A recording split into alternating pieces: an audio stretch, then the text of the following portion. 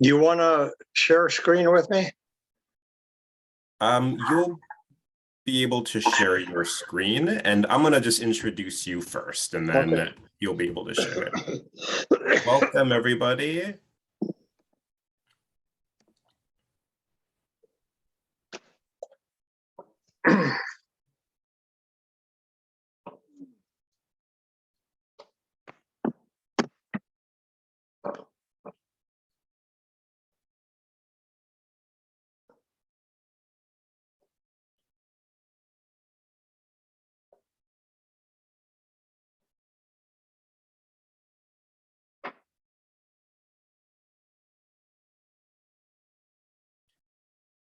Welcome, everybody. On behalf of Holocaust Museum LA, my name is Michael Morgenstern, and I am an educator at the museum.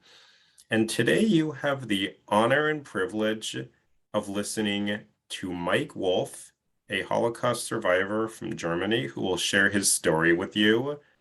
And afterwards, you will have the opportunity to ask questions. Before we begin, I'm going to share a quick history of our museum. Holocaust Museum LA was founded in the early 1960s by a group of Holocaust survivors who wanted to make sure that the world would always remember and learn from this tragic history. In the early 1960s, the Holocaust had only ended about 15 years earlier, and many survivors were not yet willing to relive their trauma, largely because most people were not yet ready to listen to it. But thanks to the courage and foresight of this group of survivors, we have what became the first and oldest Holocaust museum in the United States, always with the mission to commemorate, educate, and inspire future generations. You are about to listen to a testimony of about the Kindertransport, which was, as you'll learn, was a large-scale effort to rescue children from Europe. And today is a special day, May 19th. This is would have been the 113th birthday of Sir Nicholas Winton, who was a prominent rescuer who saved over 600 children from Czechoslovakia. He was from Britain, great humanitarian who lived to be 105. And today happens to be the anniversary of the day he was born. So it's an auspicious day as well for the history of the Kindertransport. Mike, thank you so much for joining us today and for sharing your story with us. And you may begin. Let me share the screen.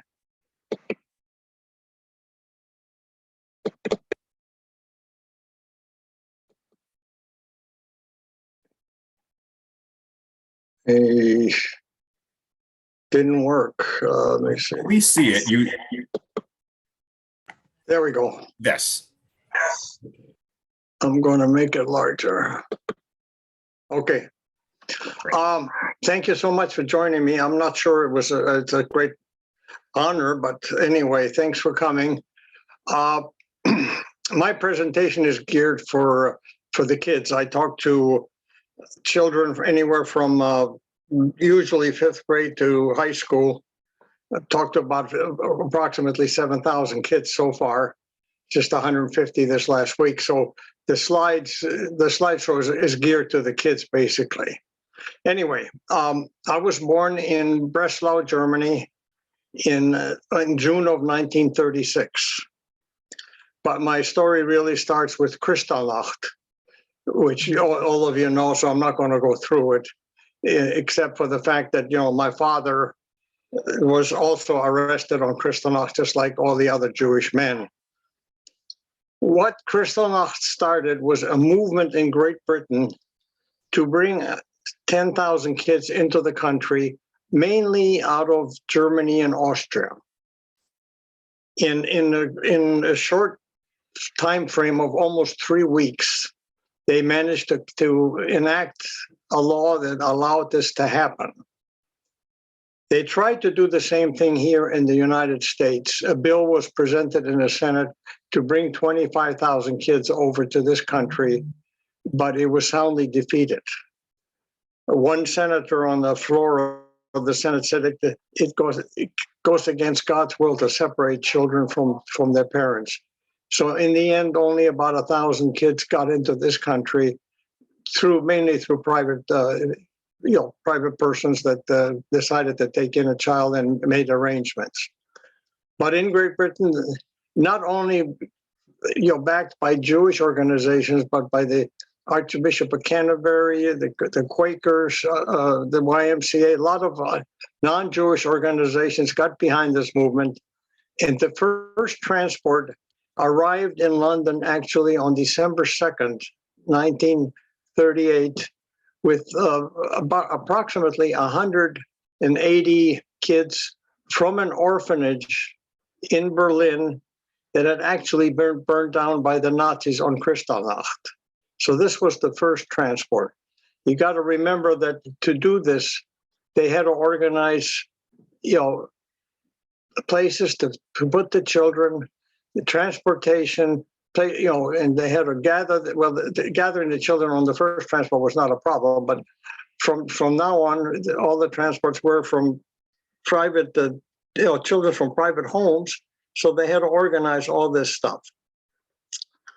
In February of 1939, my mother's best friend sent her little girl, Eva, who was about 3 years older than I was. She was about 6 at the time, to a Jewish family in Glasgow, Scotland. As it turned out, the sister of this lady that adopted Eva, a Mrs.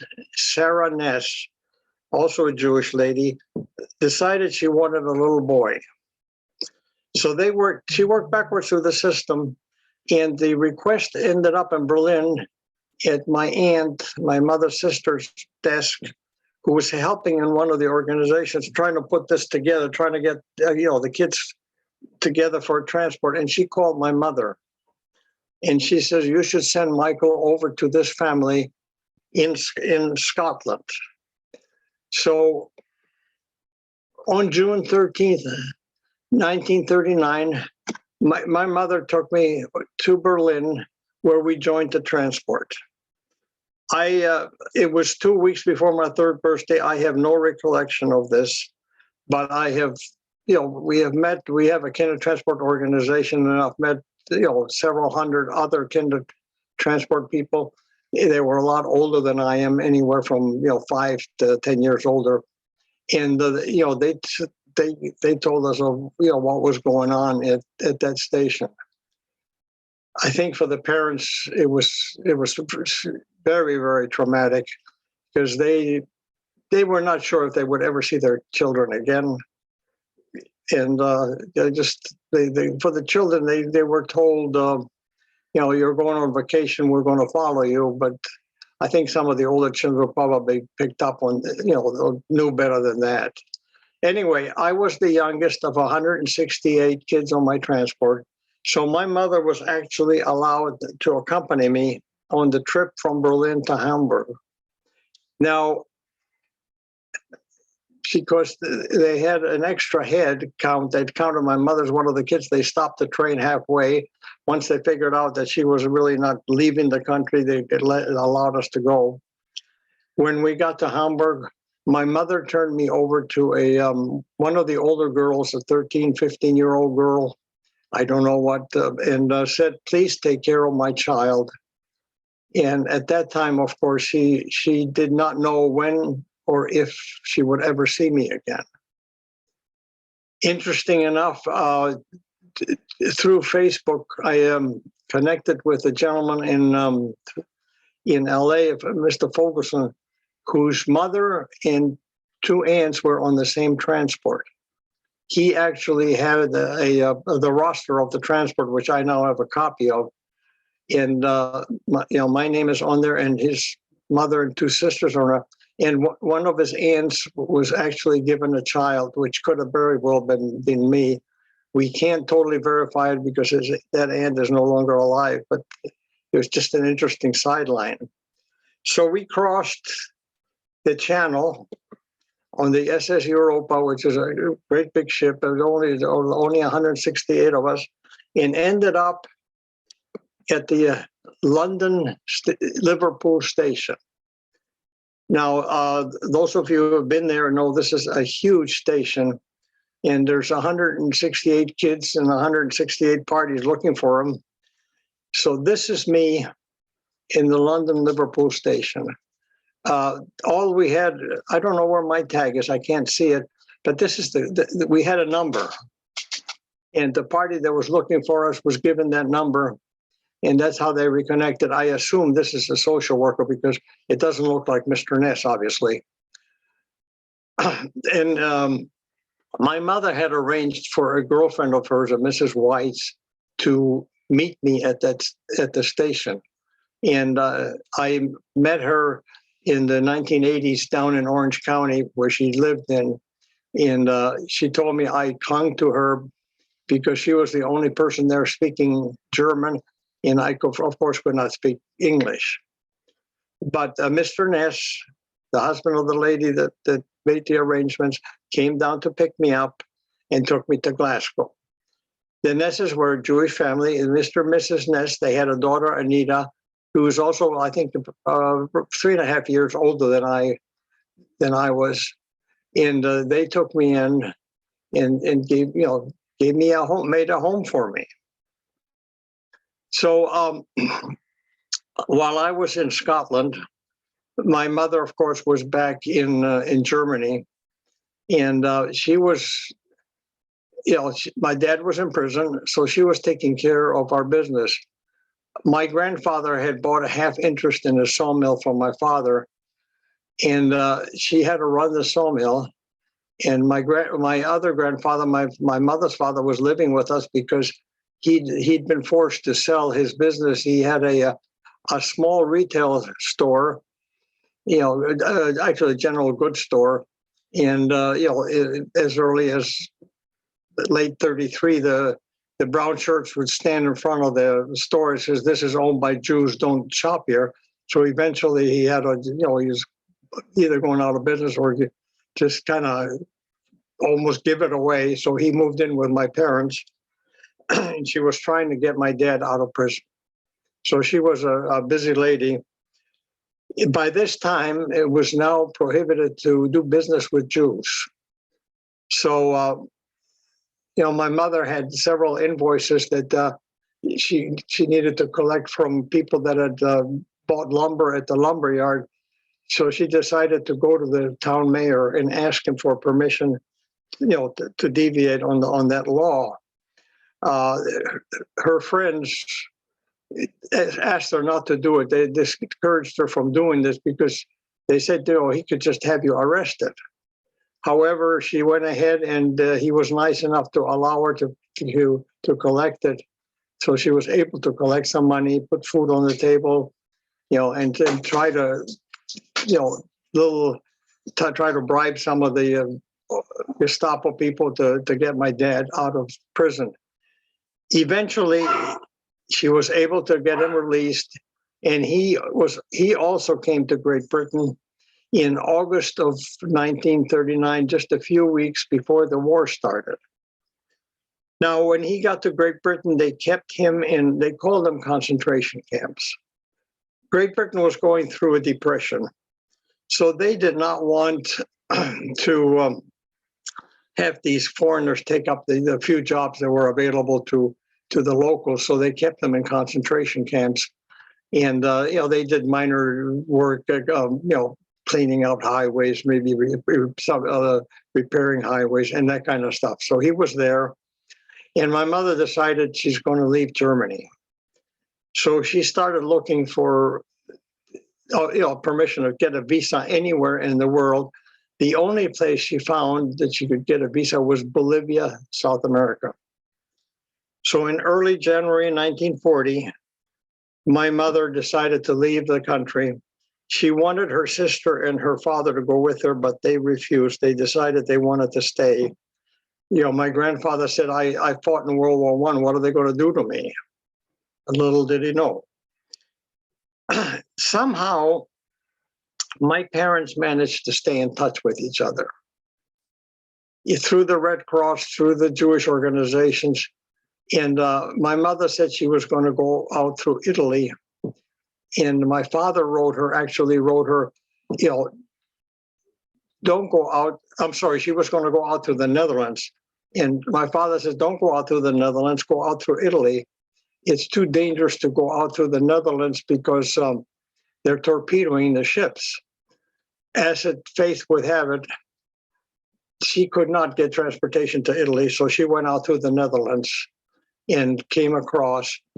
And ironically, the ship that she would have been on, or Roscoe, I believe it was actually torpedoed and sunk. So I don't know if she would have survived, but anyway, she went on a ship coming out of the Netherlands and crossed the Atlantic through the Panama Canal and into La Paz, Bolivia. Now she had, maybe $15, $20 in her pocket, and she had one box of household goods. Before my father left Germany, he arranged for the sawmill to build 12 boxes, roughly the size of a regular office desk, where my mother packed all our household goods. And out of the 12 boxes, one showed up in Bolivia, and it happened to be linens and bedding stuff. So my mother was given by the local Jewish organization, she was given a room. She used this box as a table. She had a lamp and a hot plate so she could cook some of her meals. And the organization provided her a straw mattress, which she said was full of lice. Anyway, she started her new life. She was hawking the sheets so she could get some money. And eventually she found a job and started working as a secretary for a Jewish lawyer, a German Jewish lawyer, because she really didn't have much Spanish. And so she started working for this lawyer. And by now, of course, Bolivia had closed its borders to foreigners. And the partner of this lawyer happened to be a state senator. So through this connection, she managed to get 2 visas, one for my father and one for me. So she cabled my father and sent him a cable informing him of this and asking him to go to the Bolivian consulate. This is a map of Great Britain. And for some reason, which I can't figure out, these are the places, 1, 2, 3, and 4, where my father was kept. I don't know why they kept moving him around, but I know, I'm right up here, and he was I think this is the Isle of Man, but they kept moving him around, which I found very interesting. I have no explanation for it. This is my dad's prayer book. He kept his little prayer book with him. My grandparents were Orthodox Jews originally, and I never met anybody who could read Hebrew as fast as my father. He was just amazing at that. And he always kept this book. He did not believe in the Orthodoxy. He left that very early. And he kept a log in here. It's written in German script. I can't read German anyway, and I can't read script. So I had to translate it, and that's how I basically got this story. Here are some of the excerpts that he came to visit me in Glasgow on the 18th of January. Of course, by then I didn't remember him. The Nesses were my family. Anita was my sister, and I spoke English. And then in April, he said he received a telegram from Elsa telling him to go to London to pick up the visa that she had arranged for. Now, in June, he'd made arrangements for us to leave Great Britain. And we were all the convoys gathered in Liverpool and to cross the Atlantic because it was dangerous to cross because of the U-boats. I have to explain that the submarines, because some of the kids ask me, what is a U-boat? And Mr. Ness brought me down, but my dad was released late from the camp, so I had to return to Scotland, and he went back to camp. On July 2nd, we repeated the same thing. And this time his papers were out of date, so they arrested him, and we did the same thing. I can just imagine how he felt when going through all this, all this terrible ordeal.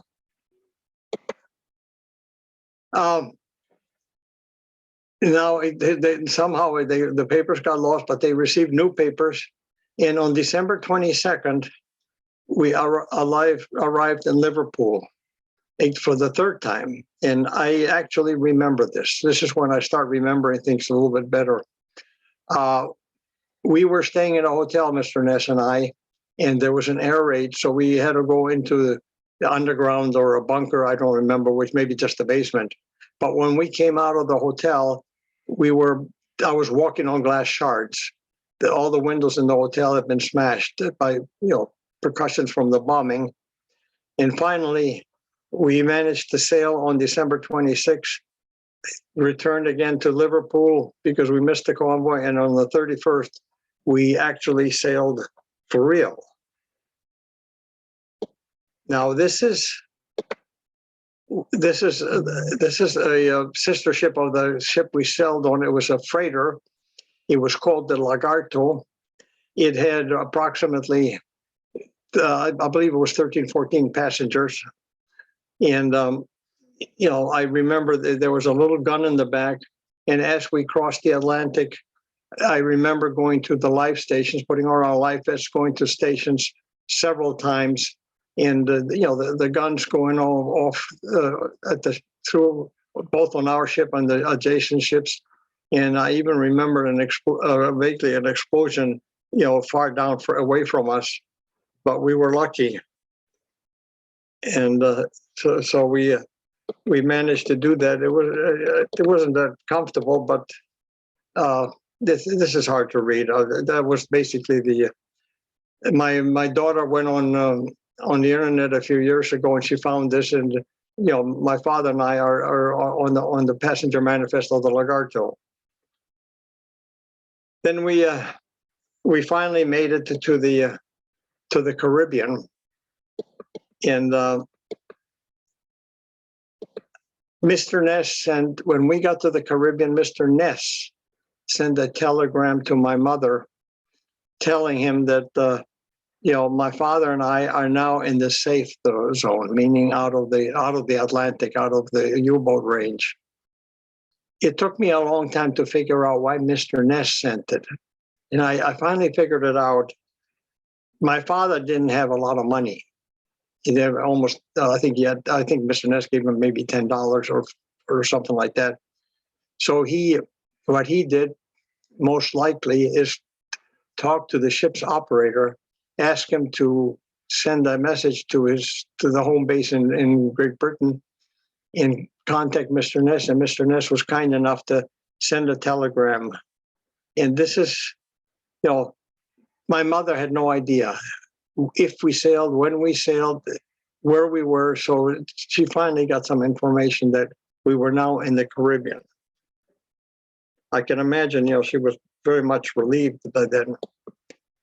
So I remember getting off one of the islands, wherever we stopped, and my dad and I were walking just window shopping, and in one of the windows I saw a model of a sailboat, and of course I was used to having a lot of toys in Glasgow, and I wanted a toy, and my father said he couldn't afford to buy the damn thing, but he said I raised a big fuss and made a big fuss about it.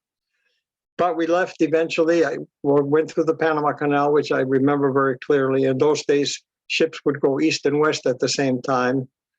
And then we went down the west coast of South America to Chile and into La Paz. Actually, my mother met us at the border town, which I can't remember the name of the town. And this is the strange woman I met, and this was my birth mother. Of course, I didn't recognize her by then. So I spoke English by now, and my parents, of course, spoke Spanish. Spoke German at home.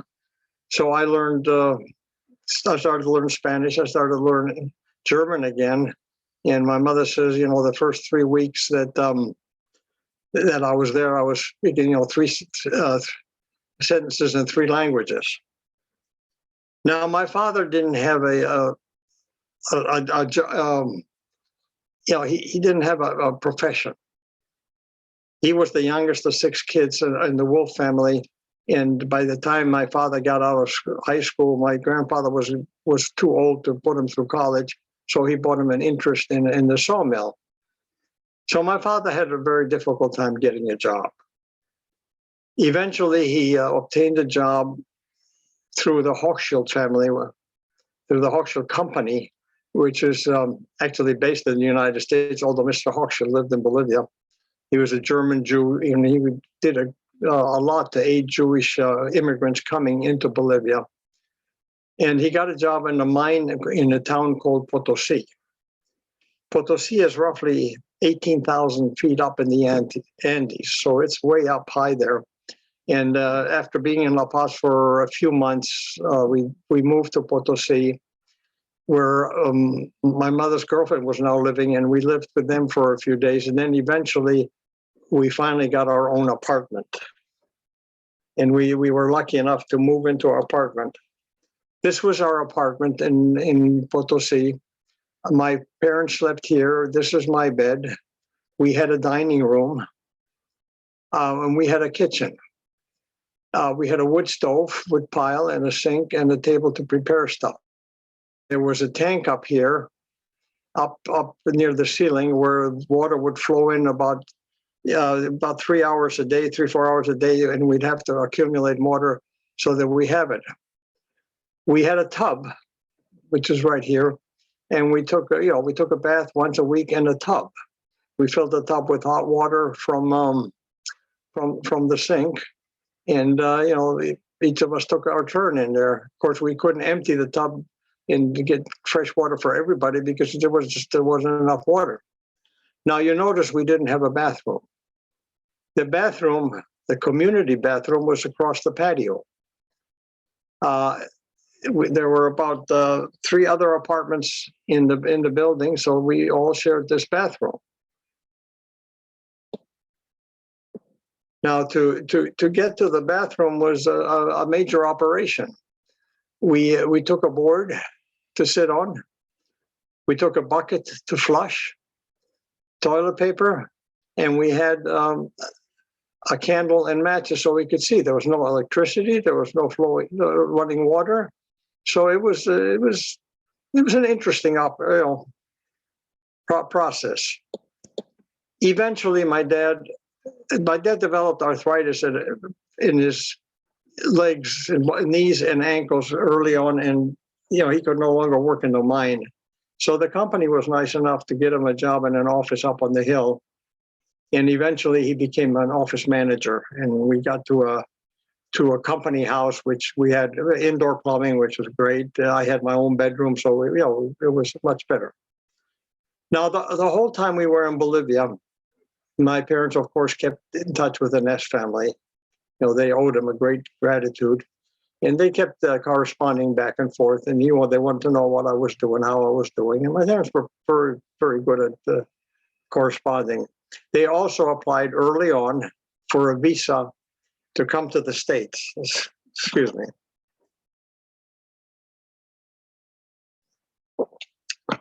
My father was born in Germany, East Prussia. But the town that he was born in became Polish after World War I, so he was deemed to be Polish quota. It took us 10 years to get the visas to come to the States. But eventually we did. And in March of 1952, we left Bolivia, went through the Panama Canal, and ended up in Memphis, Tennessee. Why Memphis, Tennessee, of all places? Because my mother had a cousin there, and they were our sponsors. The country demanded that you have a sponsor so that you didn't go on welfare, which made sense. Interesting enough, at the same time my parents arrived in Memphis, the Nesses contacted them, telling them they were coming to New York. and they wanted my parents to bring me to New York. Well, my father had gotten a job in a junkyard. My mother got a job as she was an accountant. She was a bookkeeper, actually. She got a job at a bookkeeper in a furniture store. So number one, they couldn't leave the jobs because they just started them, and in those days you didn't do that. And number two, they really couldn't afford the trip, so they begged off, and the Nesses got very annoyed with them, and it just the correspondence between them stopped. I now started up the correspondence with them and kept in touch with the Nesses for a while. A year later, my father was not happy with the job, and in Memphis, the weather didn't seem to agree with him. So he decided to move to San Francisco. And my mother also had another cousin in San Francisco. So we moved and came to San Francisco and it was in May, I think it was 1953. I went to high school in San Francisco, finished high school. And I went to Berkeley and finished engineering at Berkeley. And then nothing basically happened. I went to work for a while. I got drafted, spent a couple of years in the Army, got married, had a couple of kids. And in 1970, I still stayed in touch with the Nesses, but in 1970, we moved up to Santa Barbara, where I live today. And in the move, I had a stack of letters from the Nesses, and part of that was lost. But I still had their address, and I still kept in touch with them through about roughly 1972, when the letters stopped coming back. So I figured, they were fairly old. They probably were either very sick or were passed away. So I lost total touch with the Ness family. Fast forward to 1993. I have a group of friends that we go to lunch 5 weekdays a week, and one of those one of those friends was a dentist, and he brought his last patient with him. The name was Bob Rifkin. Also an acquaintance of mine, and Bob happened to sit next to me. And Bob and his family are Orthodox Jews, and he was telling me they just had a bar mitzvah for their son. And he was so happy that the mishpocha had just gone back to Scotland. And of course, that caught my attention. And I said, where in Scotland? And he says, Glasgow. It happens that his wife, Marlene, was born in Glasgow. And she had an aunt still living there. So I asked Bob, I says, would you ask Marlene to check when she talks to her aunt, to check if she can find out what happened to Anita Ness, the daughter of the family that took it in. This was on a Monday here in town and at a restaurant.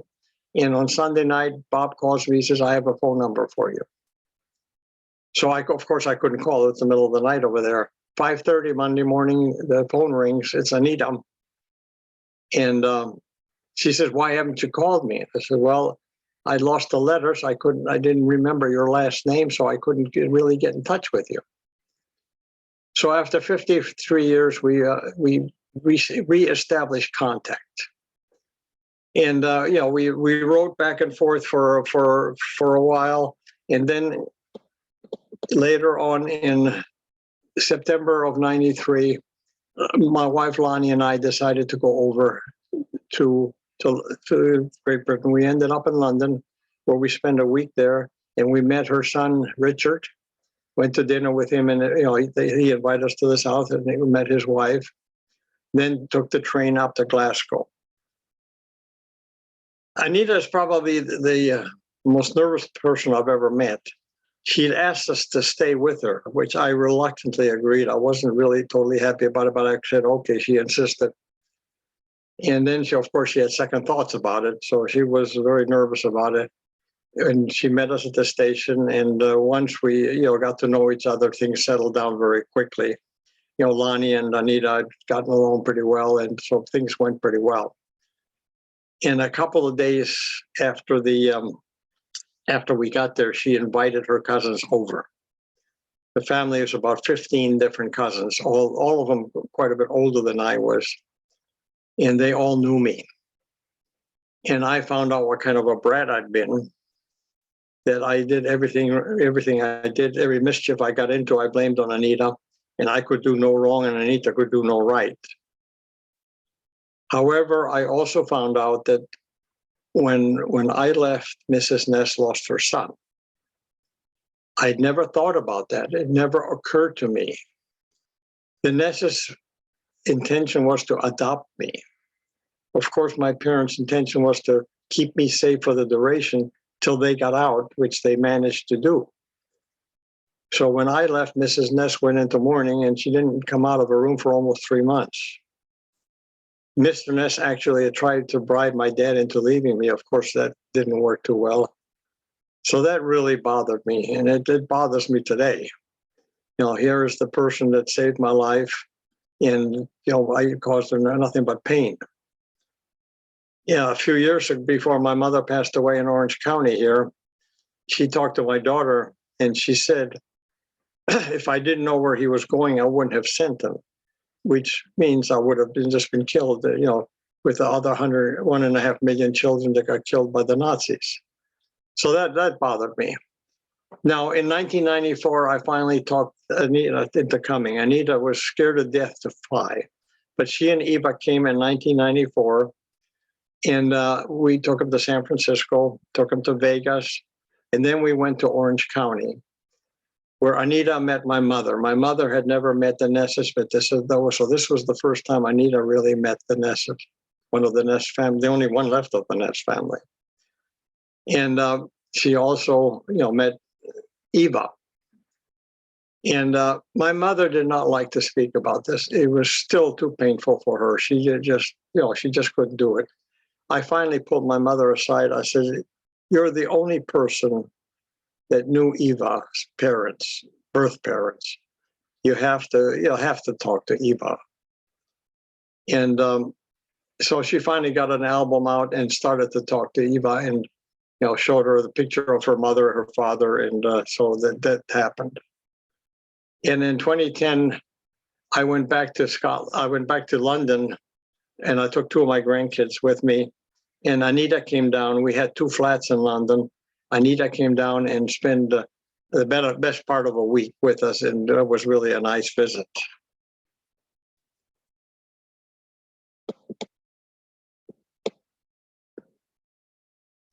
This is a picture of my father's family. The little guy here is my dad. My grandfather passed in the mid-20s, so he was out of the picture totally. My grandmother, I found out just recently, died in a Jewish hospital in Berlin in 1942. She was lucky, I guess she didn't get arrested, so she passed away in a Jewish hospital. All the kids managed to get out of Germany. The oldest one, Hannah, went to Great Britain. Gustav, and I don't know which one he is, was in Argentina. Of course, we were in Bolivia, and the rest of them went to Palestine, which is now Israel, of course. So they all survived. This is a picture of me in Germany with my lederhosen before I left. I'm not going to go through this. This is the bill of sale of the factory that, you know, the sawmill that my father owned. And the reason I show it is because you can't see it because of the, you know, Arnold Israel, Herbert Israel Unger. And I always make a point to tell the kids, and just because, in case you missed it, it says sellers 1 and 2 are Jews. This was the official document of the sale of the sawmill. I think they got 10 cents on the dollar.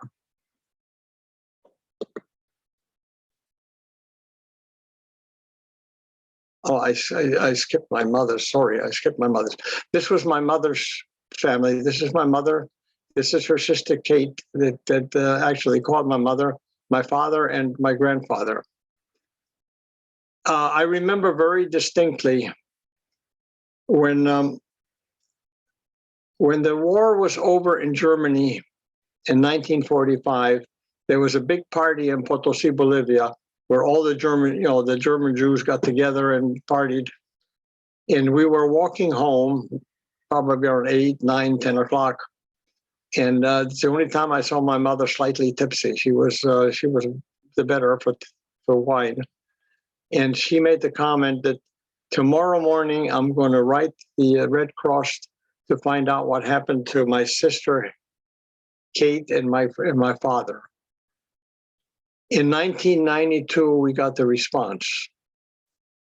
She was taken to Auschwitz in 1943 and gassed.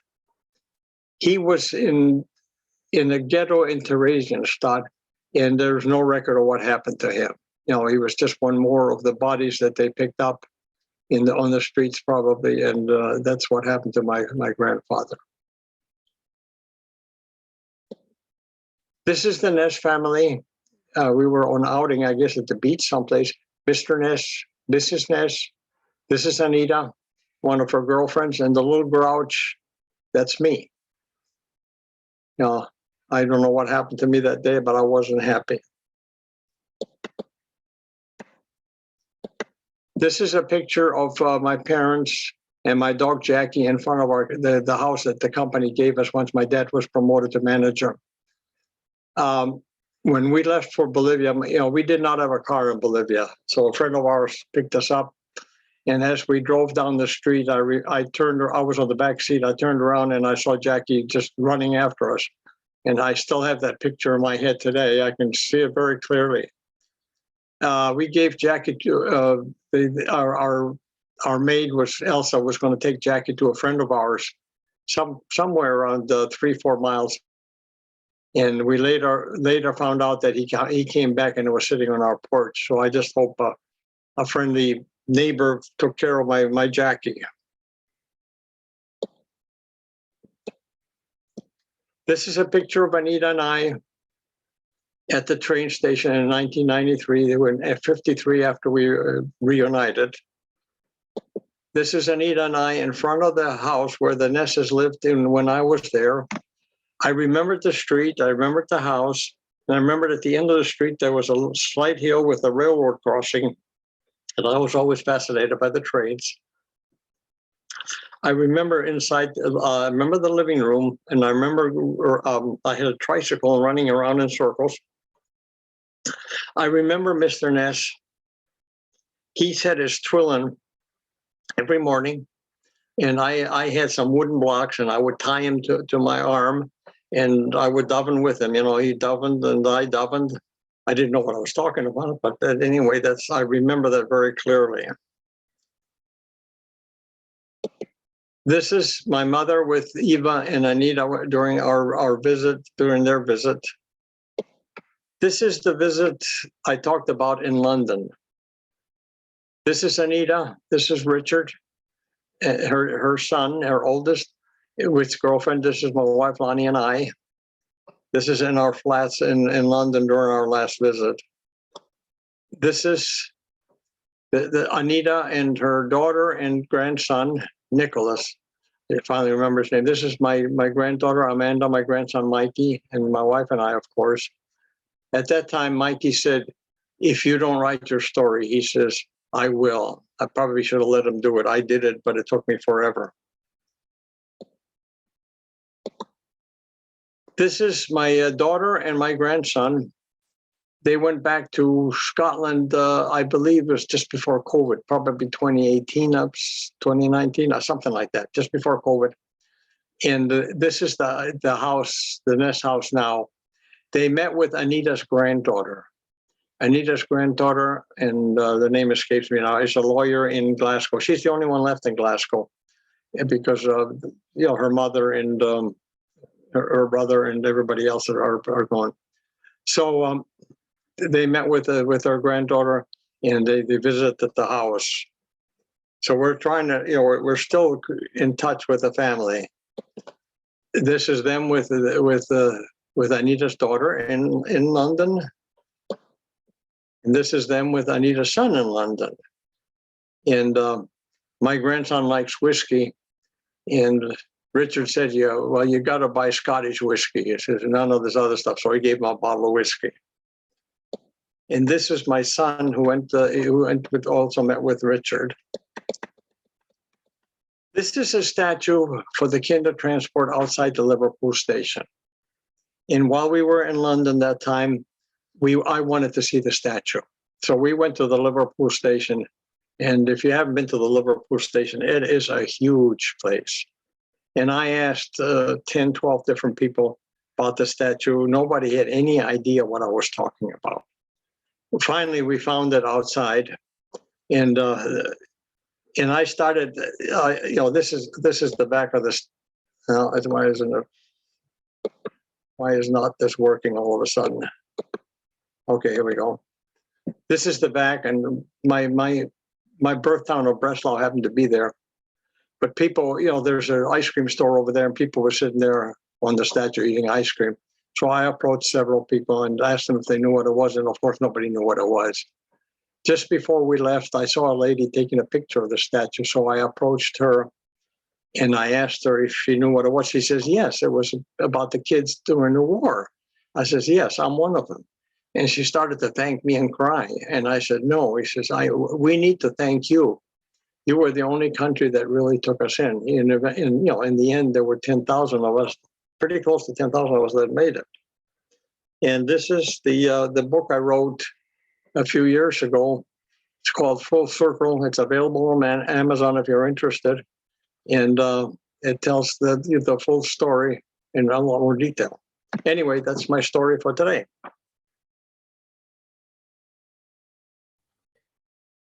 Thank you so much for sharing with us today.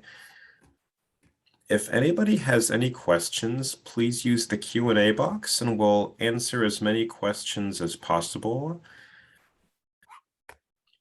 And if it's okay with you, I'd like to take your screen down so that the audience can see you better for Q&A.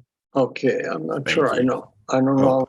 I can help here. I can do it for you. Okay, Here it is. there we go. Okay. We have a question from Ellen Winter. Ellen Winter. Hello, Ellen. I know Ellen. Yes, she mentioned she knows you.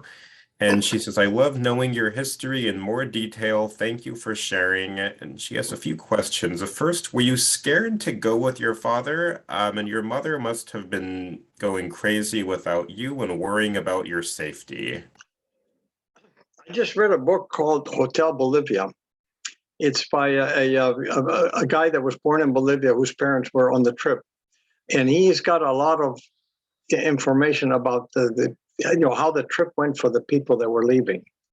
And I can imagine it must have been horrible for my mother, all by herself, crossing the Atlantic at that time, not knowing what to expect in Bolivia, not knowing, what she was going to do, and not knowing, how I was, not knowing how my father was. I just must have been a nightmare for her. And like I said, she very seldom liked to talk about it. Thankfully, Lonnie really pushed my mother to do the Spielberg tape. And when she got the tape, she never looked at it. She just handed it to me. But it's got to be horrible. It had to be horrible. And when she sent us the visas in April of the 40 by now, and she did not know anything till the telegram came from Mr. Nist till early January of 41. So I can't imagine what she went through. When you really think about it, it had to be really bad. What was the next thing? I lost my question. Is your mother must have been really afraid not being with you and worrying about your safety. Oh, of course. Like I said, she had no idea where we were. She had no idea when we were coming till that telegram hit. In the beginning of January, then she knew we were in the Caribbean, and it was just a matter of weeks. It took almost 3 months to get to Bolivia because you had to go on the transport and you zigzagged, and then you had to go down the east coast of the United States. So I don't know how she managed this. My mother was a very, very strong person, and interesting enough, my grandson named his daughter. Actually, his wife did. She named her Stevie Elsa, and my granddaughter-in-law said, I named her after one of the strongest women I've ever known. And I hope Stevie will be as strong as her. And her name was Elsa Wolff, and that's all she was named. Go ahead. Thank you. Can you please clarify how your family was able to get in touch with the Ness family? Well, they just snail mail. They kept in touch with snail mail. They just wrote airmail letters. It probably took 2 months to get from one place to another. And they kept in touch with them constantly. My parents were very good at keeping in touch. I don't know if a lot of people know, but there was a publication called Aufbau, came out of New York right after World War I, after World War II. And it was German, and it had classified ads. And in those classified ads, people would put, Arnold and Elsa Wolff from Reichenbach, that's where we lived, their address in Reichenbach. We are now in Potosi, Bolivia at this address. And that's how my mother found her. My mother had a ton of cousins, South Africa, San Francisco, Memphis, Israel, all over the world, Switzerland. And that's how she got in touch with these people. These people would read these ads in the Aufbau and contact them, and then they would start writing to each other. That's the only way they could communicate in those days. While we were in Great Britain, the only way she really communicated, I believe, was through a telegram or cablegram, because they kept moving my father around. Which I don't understand why, but they kept moving him around.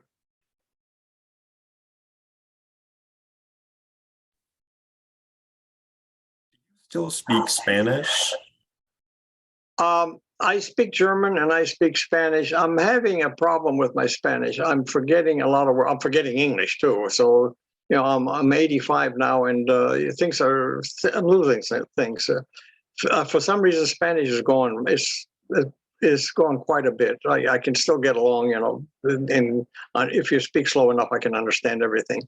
But I'm losing a lot of words.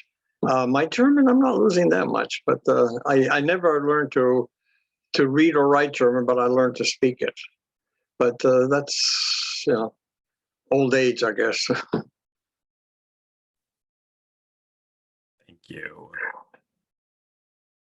Do you know approximately how many Kindertransport children were able to reconnect with their English or Scottish families after the war, after they had moved elsewhere, those who did? There were a lot of kids that reconnected with their parents. Most of them didn't. Most of the parents died, and some of them stayed in Great Britain. Some of them didn't want to go back.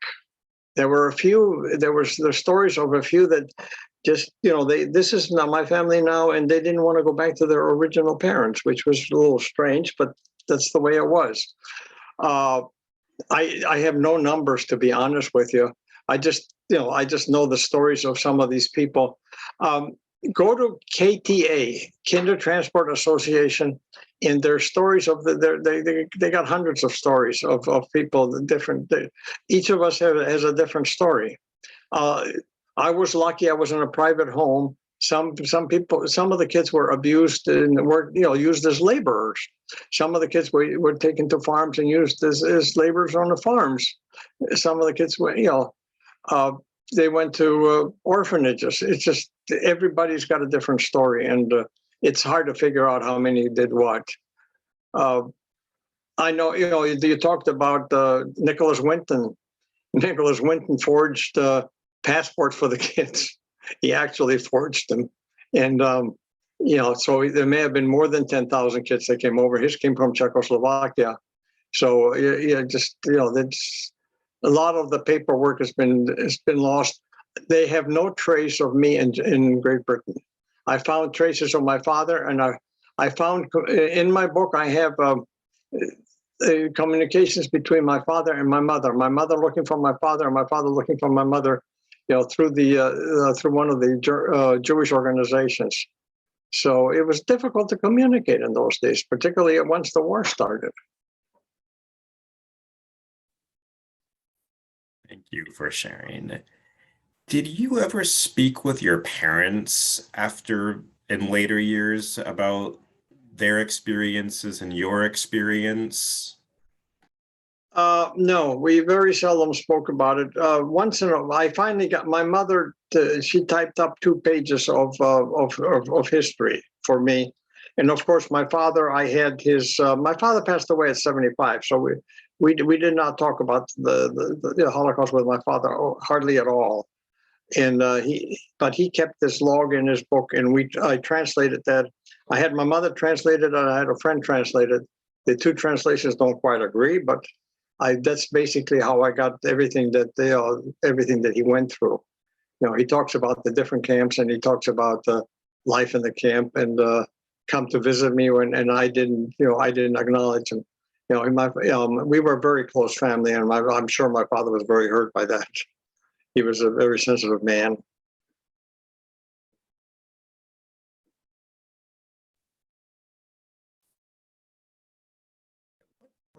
Did you share this story with your family, your children and Oh your yes, wife? oh yes. My granddaughter, the one you saw in London, is she's a 7th, 8th grade teacher in Santa Ana, and I'm going down next week, and I'm going to be talking to her class. I'm going to be talking probably to 150 kids next week in her school in Santa Ana. They're all it's in a barrio, and they're all Mexicans, but they all take all my kids. Of course, I gave everybody, each one of my grandkids, the book, from my, and all watched the nations. We've taped, and they're all very well aware of it, and the little ones will become aware of it. Right now, my granddaughter is only 3, but eventually she will talk. Interesting enough, the first talk I gave was to a 3rd grade class where my youngest grandson was in, Joshua. They were learning about the Holocaust at the 3rd grade, which I thought was a little early. And my daughter had the idea to bring, to have me speak, and I did. And they were 3rd graders, except for one that had a concentration problem. I never got so many questions, and since then, and the kids were just amazing, even at 3rd grade. And some of the kids here around here, my favorite is the 5th graders. They ask all kinds of questions. The high schoolers don't ask any questions. It's not cool to ask questions, so that's the way it goes. Thank you. And I will say, when you speak to students on Zoom, I think maybe those who are a little more shy have an easier time asking questions virtually. So that's why we're so happy to have you participate in our programs. Also, since you're not that close to Los Angeles, it works really well. So we're so happy to have you begin Thank you. giving talks. I spoke to 75 mid-schoolers last week here in person for the first time since COVID at the Jewish Federation in Santa Barbara. Yeah. Happy to hear that. I'm sure Now, the that way was this started, they have a Portraits of Survival room here at the Federation. So a lady came back from, I can't remember, if it was Ottawa or Montreal, where they had a room where they had the big, I don't want to call them posters or whatever, of survivors. And they did the same thing here. They found 35 survivors that told their stories, and they put them in a room, and they started to bring in school children. And that's how we started to talk. They wanted docents, and there were originally 5 of us, and I think there's only 2 of us left now that speak. So we used to do this on a regular basis. Unfortunately, the rector is no longer with us, and so we don't speak as often as we should.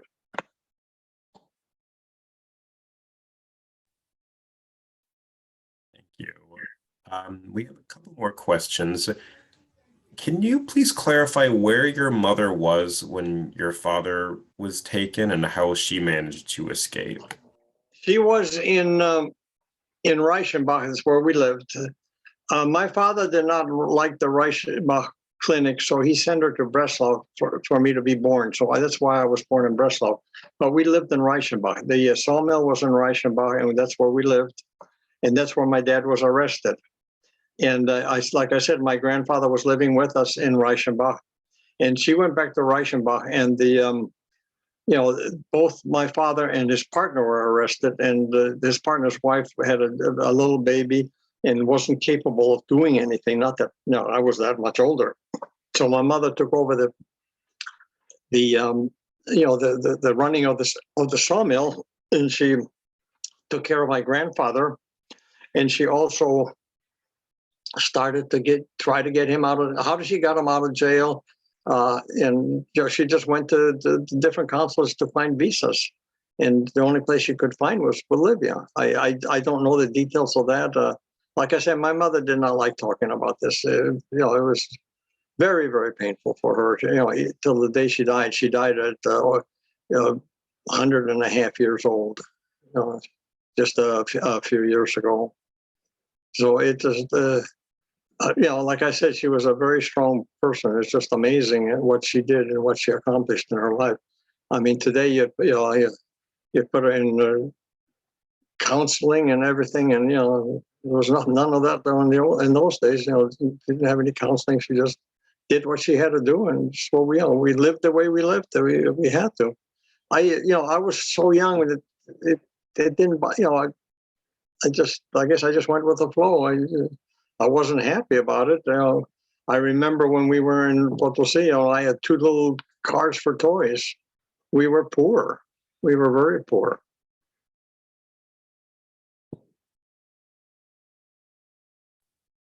And can you please remind us what your book is called? It's called, no, I lost it. Full Circle. Full Circle. Full Circle on Amazon by me, Michael W. Wolff. Thank you. You mentioned at the beginning that you speak on a regular basis to younger students, and you speak to many schools through our museum on Zoom on a regular basis. What is something that you like them as the future generations to take away from learning your story? And of course, this goes for anyone listening today, not just students. What bothers me most today is the big lie. Look what a big lie did to us. Not just my family, but the Jewish population. Hitler started with a big lie. The Jews are responsible for all our problems. The Jews were less than 1% of the population. Now, if you take my family as a typical family, my grandfather was a doctor. My father was a sawmill owner. My other grandfather owned a little store. My mother became a bookkeeper. Her sister was a secretary. These were the people that were causing all their problems. And what Hitler did, he started this lie that the Jews were causing all the problems that Germany was going through. And then he disappeared for 5 months. He took vacation, and his peons started kept the lie going, and he just wanted to see if it would take. You tell a lie enough times, people start believing it, and that's what's happening in this country. That's what bothers me the most. You start a lie about losing an election, and pretty soon everybody starts believing it, and it causes a lot of turmoil. It starts a lot of hate. It's followed up by by all these shootings that we're having, and that's what bothers me the most. That's what I tell the people. I said, be careful of the big lies. Well, thank you so much for speaking, not just today, but all the times that you share this story and your message on a regular basis, because you're certainly helping to make our world a better place, which is part of the museum's mission. And we're so happy to have you as a part of our community. So thank you so much for everything that you do and for speaking today. And thank you to our audience for your questions. We hope to see you next week for our Survivor Talk as well. And of course, to welcome everyone to the museum in person. Yes. My granddaughter's class that I'm speaking to next week is also listening in to one of your programs last week. So you're getting around. She's in, like I said, she's in Santa Ana. So she dialed into one of your courses. So thank you for having me, and it's been a pleasure. Thank you so much, and we're so happy to reach everywhere actually now with Zoom. So thank you so much, and thank you to our audience. And please tune in next week, and we hope to have you visit the museum in person. But in the meantime, please follow our website because we do still have virtual programs on a regular basis, Thanks, including Mike. our weekly Survivor Talk Thursdays at 11 a.m. Pacific time. Thank you very much, everybody.